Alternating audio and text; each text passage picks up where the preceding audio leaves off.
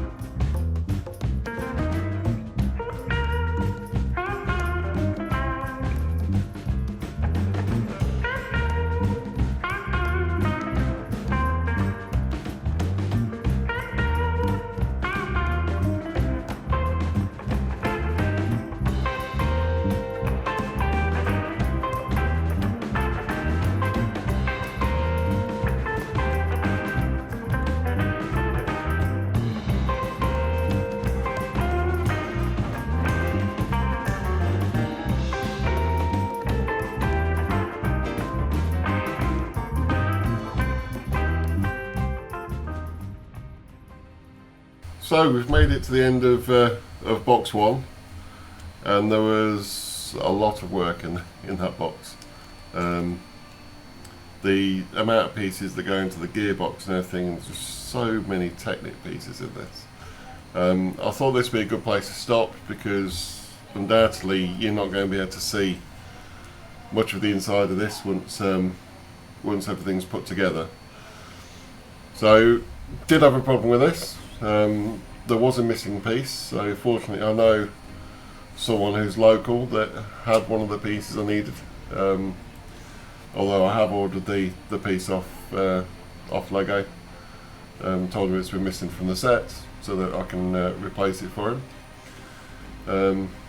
So yeah, so it doesn't happen very often, but so Lego are normally very good on replacing or giving you pieces that weren't in the set in the first place. So it's just a shame that it happens, especially on something like this, because it's at a point where if I'd skipped it, I might have got away with it, and I did actually do something to make it work. But to actually replace it, I think would be pretty much impossible without taking half the car apart. So yeah, that was a shame, but it's been resolved thanks to a friend. So just going into some of the details in this, as I say, if I show you underneath, you'll see all the gearbox underneath. It is a sequential gearbox, so you can probably see all the gears moving. It's supposed it just keeps going, so in theory there's like a million years. But yeah, it's supposed to be an 8-speed sequential.